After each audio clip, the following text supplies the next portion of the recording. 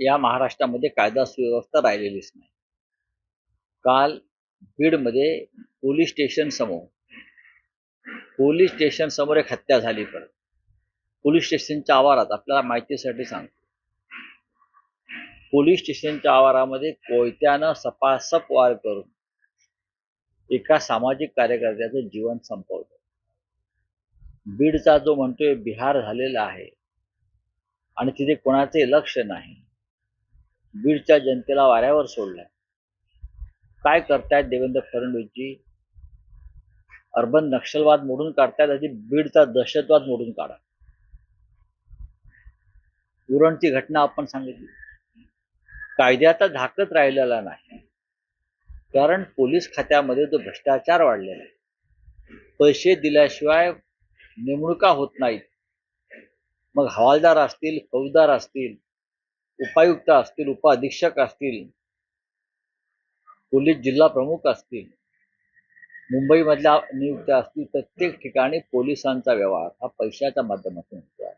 त्याच्यामुळे पोलीस एकदा त्या पदावर बसले की तो त्याची कमाई आणि त्याची जी वसुली आहे, वर हप्ता द्यायचा आहे, त्याच्यासाठीच ते काम करतायत. आणखी एक बीड मधला विषय आहे. काल स्वतः धनंजय मुंडे यांनी मुख्यमंत्र्यांची भेट घेतली आणि त्यानंतर पदभार स्वीकारल्यानंतर त्यांनी जी प्रतिक्रिया दिली आहे त्यात ते असं म्हणतात की माझं राजकीय जीवन उद्ध्वस्त करण्यासाठी काही कट कारस्थान रचलं जातं. बीडमध्ये गेल्या वर्षभरामध्ये 38 खून झालेले. ते 38 खून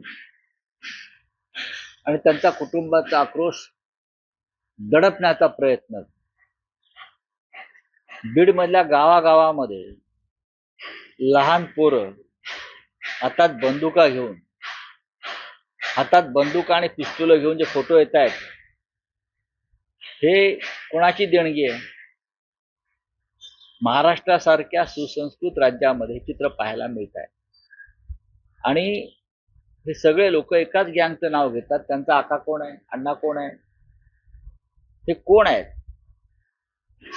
धनंजय मुंडे यांनी या गुन्हेगारांचा जो सरदार आहे त्याला स्वतःहून पोलीस स्टेशनला हजर केलं पाहिजे. तर ते कोणत्याही कटात सामील नाही, याच्यावरती विश्वास ठेवला पाहिजे. आम्ही अमुक माणसाचे शूटर आहोत अशी 20-20 वर्षाची पोरं मिसरूड न फुटलेली सोशल मीडियावरती येऊन सांगतात. त्यांची भाषा बघा, त्यांचं काय त्यांच्यावर संस्कार आहेत त्या बीडमध्ये. त्याला जबाबदार कोण आहेत? बीडचं नेतृत्व कोण करताय? आम्ही करतोय का? नाही, तुम्हीच करताय. तुम्ही काय पेरताय? जे तुम्ही पेरलंय ते उगवलंय. तुम्ही ठिणगी टाकलेली आहे, त्या आगीत ते चटके तुम्हाला बसणारच आहेत ना. तुम्ही मुळात त्यांना मंत्रिमंडळात घेणं ही चूक होती, कारण तिथे ज्या खुनाचा तपास सुरू आहे किंवा ज्या हत्यांचा तपास सुरू आहे, तो जर निष्पक्ष व्हायचा असेल, निष्पक्षपणे व्हायचा असेल, पारदर्शक व्हायचा असेल, तर मी खात्रीनं सांगतो की एकही मुंडे सध्या तपास पूर्ण होईपर्यंत सत्तेत असता कामा नये. आणि ही भूमिका त्यांनी स्वतःहून घ्यायला पाहिजे. म्हणजे तर लोक त्यांच्यावर भविष्यात विश्वास ठेवतील.